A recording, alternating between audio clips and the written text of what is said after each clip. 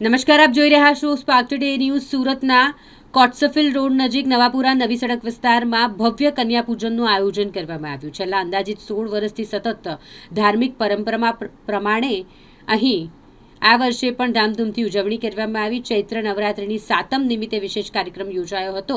દર વર્ષની જેમ આ વર્ષે પણ મોટી સંખ્યામાં બાલિકાઓને આમંત્રિત કરવામાં આવી. અંદાજિત 2100થી વધુ બાલિકાઓનું વિધિવત પૂજન કરાયું અને બાલિકાઓને ખીરપુરીનો પ્રસાદ ભોજન રૂપે આપવામાં આવ્યો. વિવિધ ગિફ્ટ આપી બાલિકાઓનું સન્માન કરાયું સમગ્ર વિસ્તારમાં, જેનાથી ભક્તિ, શ્રદ્ધા અને ઉત્સાહનો માહોલ સર્જાયો હતો.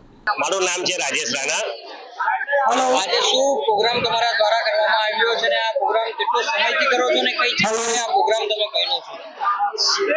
આજે જે આ ગોળણીનો પ્રોગ્રામ છે ને, તે ખરેખર અમે ઘણા સમયથી ચાલુ કરેલો. આ અમારું 16મું વર્ષ છે અને આ પ્રોગ્રામની અંદર અમારે એક ન્યૂ એક્સપોર્ટ ચેરિટેબલ ટ્રસ્ટ છે, જે સુરતના ભાગળ એરિયાના નજીક આવેલા નવાપુરા વિસ્તારની અંદર નવી સડક ઉપર આ પ્રોગ્રામ થાય છે અને સતત આ 16મા વર્ષે અમે આ ગોળણીનો પ્રોગ્રામ કર્યો છે. આ ગોળણીના પ્રોગ્રામમાં અમે શરૂઆત ખાલી 9 છોકરીથી કરેલી હતી. શરૂઆતમાં અમે 9 છોકરીની ગોળણી બેસાડેલી હતી. આજે 2100 છોકરી સમથિંગ આવેલી છે થોડીક. હવે આટલી બધી છોકરીઓને અમે જમાડવા માટે ખીર, પૂરી, ચણાનું શાક અને લીલા મગ એ બધું જમાડીએ છીએ અને ત્યારબાદ આ તમામ દીકરીઓને અનેક પ્રકારની અમે ગિફ્ટ આપીએ છીએ અને બધી છોકરીઓ ખૂબ જ ખુશ થાય છે. અને આ ગિફ્ટ લીધા પછી એ દરેક છોકરીઓની સાથે આવેલા તેના મમ્મી પપ્પા કે જે કોઈ પણ આવેલા તેને પણ અમે પ્રેમથી જમાડીએ છીએ. અને આ શેરીની અંદર આવો અનેકો કાર્યક્રમ અમારા આખા વિસ્તારની અંદર ફક્ત આ શેરીમાં થાય છે.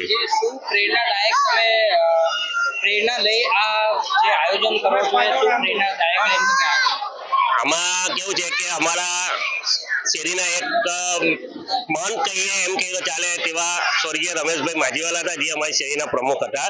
તેઓએ અહીં છોકરીઓની પૂજા કરીને શરૂઆત કરેલી હતી ગોળણી જમાડવાની. તેઓના સમયમાં પણ અમે 1100થી 1500 સુધી છોકરીઓ જમાડતા હતા અને ગોળણી રાખતા હતા.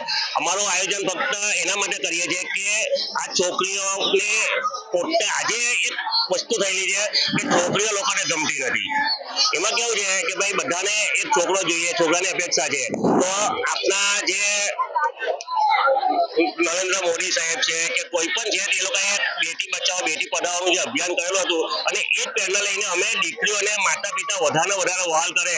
અમે જો દીકરીઓને પ્રેમ કરીશું તો તેમના વાલીઓ તેમને વધારે પ્રેમ કરશે અને દીકરીઓને પ્રત્યે તેઓ એક સારી ભાવના રાખે, તેમનું ભવિષ્ય સારું બનાવે. આજે 2100 દીકરીઓ અહીં આવી હતી અને તે શહેરના અલગ અલગ વિસ્તારોમાંથી આવેલી હતી.